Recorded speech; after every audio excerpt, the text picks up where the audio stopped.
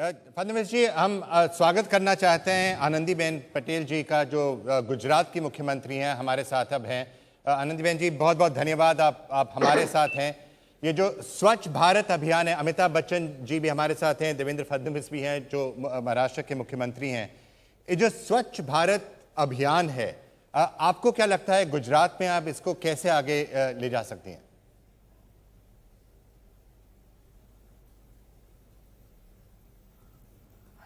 हमारे देश के वड़ा प्रधान आदरणीय नरेंद्र भाई मोदी ने जो स्वच्छ भारत का अभियान चलाया है, इसमें हम पूरी तरह से काम कर रहे हैं।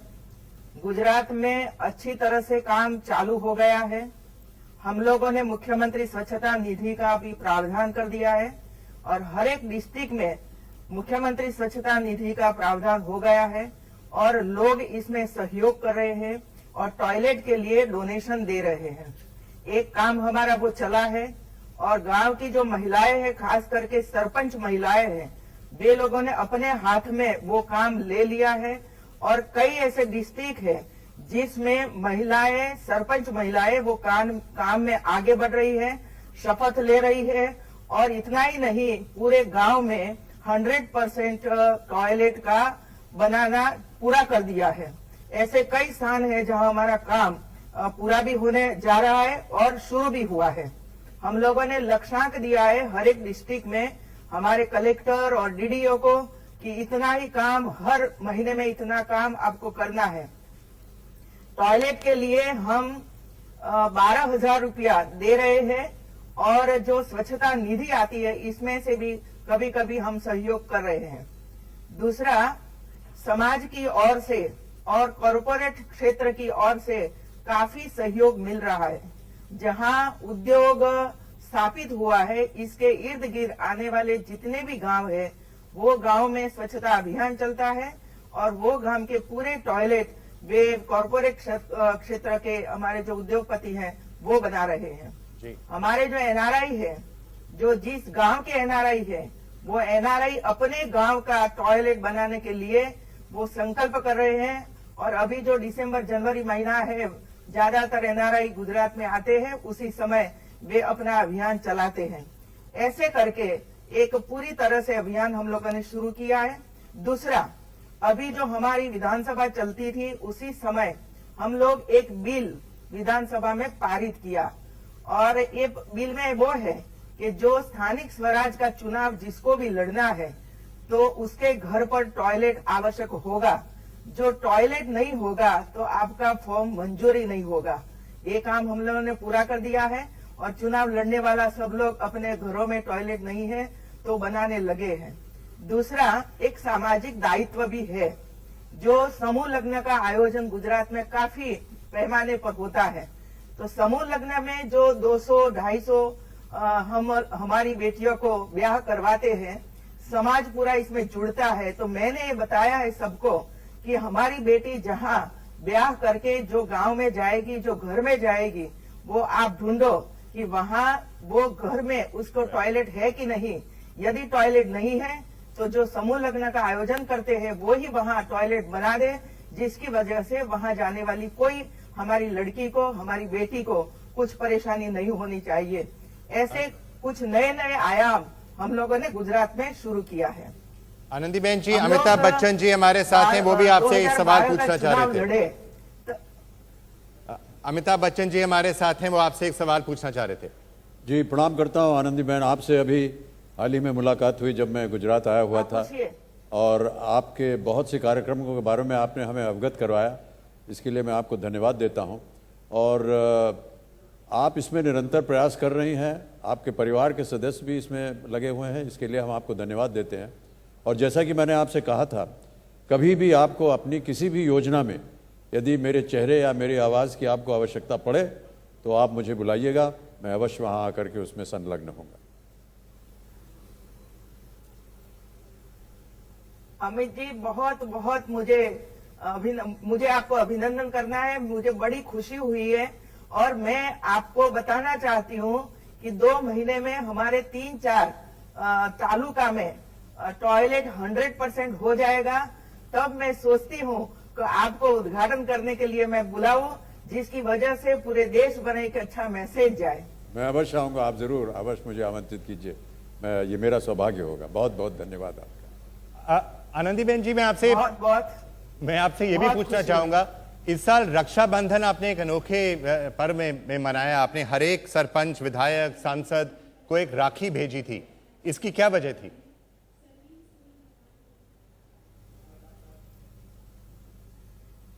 वो हमारी जो रक्षा है वो भाई बहन का एक रिश्ता होता है, और रक्षा के बंधन से हमारी जो कठिनाइयां हैं वो कठिनाइयां हम सॉल्व कर सकते हैं। इतना ही नहीं, मैंने राखी तो भेजी थी, लेकिन हमारी जो गरीब महिलाएं जो राखी बनाती है, वो राखी बेचने के लिए मैंने पूरे गुजरात में हर एक डिस्ट्रिक्ट और हर एक तालुका प्लेस पर राखी मेला का आयोजन किया था। और ये जो गरीब महिलाएं थी अपनी अपनी राखी लेकर वहां आई थी, और समाज के कई लोगों ने वहां जाकर राखी खरीदी, और इसकी वजह से हमारी जो सखी मंडल है, जो महिलाओं का समूह है जो राखी बनाती है, उसको 30,000 35,000 रुपया उसको मिला, और कुल मिला के 1.5 करोड़ की राखी बेची गई। आनंदीबेन जी, ये समस्या है कि शौचालय काफी बार बन भी जाते हैं, पर लोग फिर बाद में इस्तेमाल नहीं करते हैं, वो पड़े रहते हैं।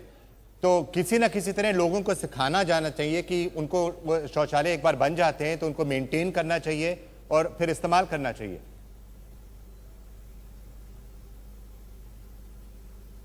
ये बात आपकी सही है कि टॉयलेट बन जाने के बाद उसका यूज हमारी महिलाएं और परिवार नहीं करता है, इसीलिए हमें जागृति करने की आवश्यकता है।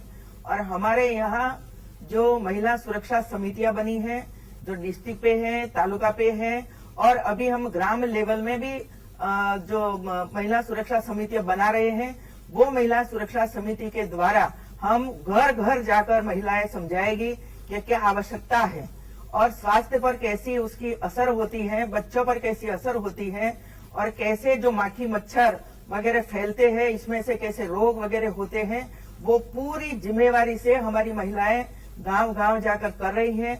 दूसरा, हमारी जो आंगनवाड़ी है, वो आंगनवाड़ी में भी जो महिलाएं हमारी काम कर रही है, आंगनवाड़ी वर्कर और हेल्पर, वो लोग भी गांव में जाकर महिलाओं को समझा रही हैं। और जो महिलाएं प्रेग्नेंट वुमन है, यार हमारी 15-20 साल की जो लड़कियां हैं वो आंगनवाड़ी में आती है, वहां भी वो काम किया जाता है, उसको समझाने का प्रयास हम करते हैं। और जो गांव के सरपंच, महिलाएं और सरपंच, वे सब लोगों को भी ग्राम सभा में और अन्य तरीके से वे लोगों को हम समझा रहे हैं कि टॉयलेट की क्या आवश्यकता है। और मैं ये बताना चाहती हूँ कि जो हमारे गांधी जी, राष्ट्रपिता महात्मा गांधी जी गुजरात के हैं, और गुजरात पूरे देश भर के थे, और हमारे बड़ा प्रधान श्री नरेंद्र भाई मोदी ने जो काम स्वच्छता अभियान का काम शुरू किया, वो गुजरात में काफी समय से चल रहा है, लेकिन पूरे पैमाने पर नहीं चलता था, छुटक छुटक चलता रहता था। इसीलिए राज्य सरकार ने वो किया। श्रमदान भी हम कर रहे हैं, और कई लोग इसमें जुड़े हैं, और जो नरेगा का काम जो लोग कर रहे हैं, वो नरेगा का काम भी इसमें वो करेंगे, तो वो इसमें शामिल किया जाएगा। दूसरा, जो हमारी कंपनियां हैं, वो कंपनियां भी सीमेंट के स्टील वगैरह दे रहे हैं, वो भी सहयोग अपने तरीके से कर रहे हैं। मैं ये बताना चाहती हूँ, हमारे जो MP MLA फंड्स है, वो फंड्स भी टॉयलेट लगाने में जाता है।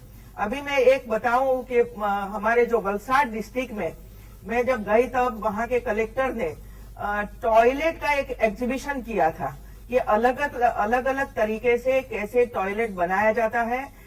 इसमें वाटर कम यूज हो ऐसे भी थे, और रेडीमेड भी टॉयलेट थे, और गांव के जो मिट्टी वगैरह है इसमें से भी टॉयलेट कैसे बनते हैं। ये सब लगभग शायद 20 से 22 प्रकार के टॉयलेट का एक एग्जीबिशन किया था, और पूरे वलसाड डिस्ट्रिक्ट के जो लोग आए थे वहां, वो सब वो टॉयलेट देखने के लिए गए थे। मैं मानती हूँ कि शायद टॉयलेट का एग्जीबिशन गुजरात में पहली बार हुआ, शायद देश भर में हुआ कि नहीं मुझे पता नहीं है। ऐसे करके सब लोगों को टॉयलेट का महत्व, स्वास्थ्य का महत्व और उसकी जो असर बच्चों पर होती है वो भी हम करते हैं। और शाला में, हर एक शाला में हमारे यहाँ टॉयलेट तो है ही, लेकिन ज्यादा टॉयलेट होने चाहिए, क्योंकि बच्चों की जो संख्या है उसके अनुसार टॉयलेट होने चाहिए। तो हम बच्चों के संख्या के अनुसार टॉयलेट बढ़ा रहे हैं शाला में भी, और वहां भी हम जन जागृति का कार्यक्रम कर रहे हैं। हम बच्चों के द्वारा गांव में जाकर वो डिबेट करवाते हैं और बच्चे वहां जाकर बोलते हैं। एक तीसरा काम हम लोगों ने शुरू किया है, स्टूडेंट पोलिस कैडेट, जो पुलिस के साथ हम लोगों ने 8वीं और 9वीं कक्षा के बच्चों को जोड़ा है। वो पुलिस डिपार्टमेंट के द्वारा 8वीं और 9वीं कक्षा के बच्चों को ट्रेनिंग दी जाती है। वो ट्रेनिंग में सफाई का भी विषय हम लोगों ने रख दिया है कि अपने घर का सफाई, मोहल्ला की सफाई, शाला की सफाई, कैंपस की सफाई, गांव की सफाई, और शरीर स्वास्थ्य के लिए दारू पीते हैं तो वो भी मना करो, समझाओ उसको।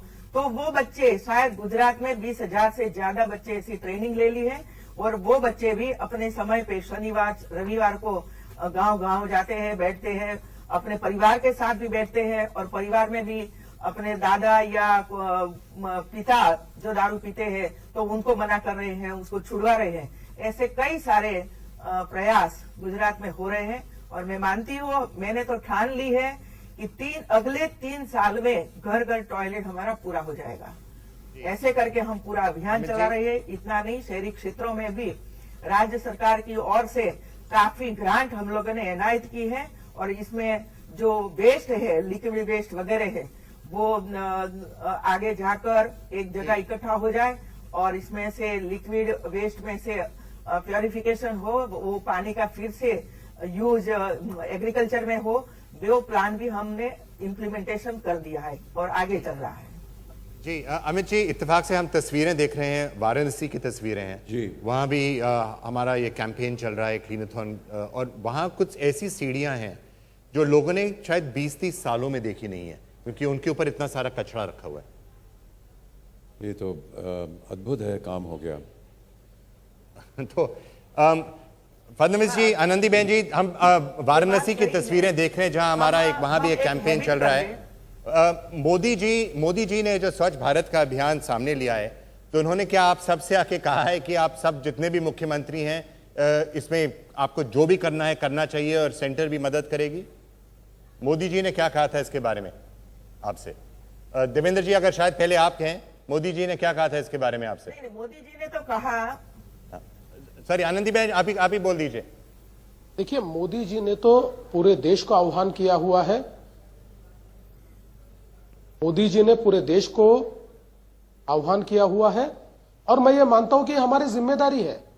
मोदी जी ने आज देश को अगर हमें आगे ले जाना है, तो स्वच्छ भारत के सिवाय स्वस्थ भारत नहीं हो सकता, और स्वस्थ भारत के सिवाय विकसित भारत नहीं हो सकता।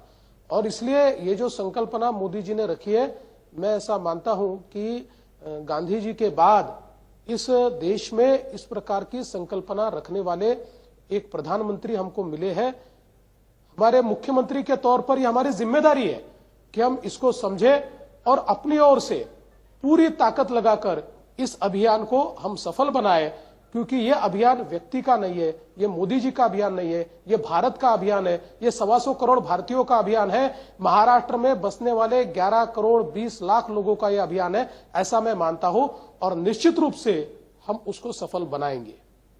और इसमें बाकी भी पार्टियां लग रही हैं, पूरे देश को इसमें भाग लेना चाहिए। अमित जी, आप आनंदीबेन जी से कुछ कहेंगे? जी, आनंदीबेन जी, आपने बहुत सी योजनाओं के बारे में चर्चा की। चूंकि ये देश का अभियान है, इसमें पार्टी का तो सवाल ही नहीं उठता। जी नहीं, ये जैसा कि आपने कहा कि छोटे से छोटे लोगों को लेकर के आगे बढ़ना है, धीरे धीरे काम करना है। और मोदी जी ने कई अपने भाषणों में ऐसा कहा हुआ है कि मैं छोटा काम शुरू करता हूं ताकि ये धीरे धीरे इसकी शुरुआत हो और आगे चल के ये एक बड़ी बात बन जाए। तो ये बहुत ही एक अच्छा एक प्रयास है उनका, और जिस तरह से आप काम करवा रही हैं उसका हम बहुत बहुत धन्यवाद देते हैं और आपको शुक्रिया अदा भी करते हैं। आनंदीबेन जी, एक आपसे आखिरी सवाल। अगर आप महिलाओं को देखेंगी खास तौर से, तो उन पर जो उनकी जो पीड़ा होती है कि दिन भर अगर उनको कभी शौचालय जाना पड़ता है, जब उनके घर में शौचालय नहीं है तो दिन भर उनको रुकना पड़ता है जब तक कि सूरज ना ढले, तो उनकी ये पीड़ा पर भी आप शायद ध्यान देना चाहें।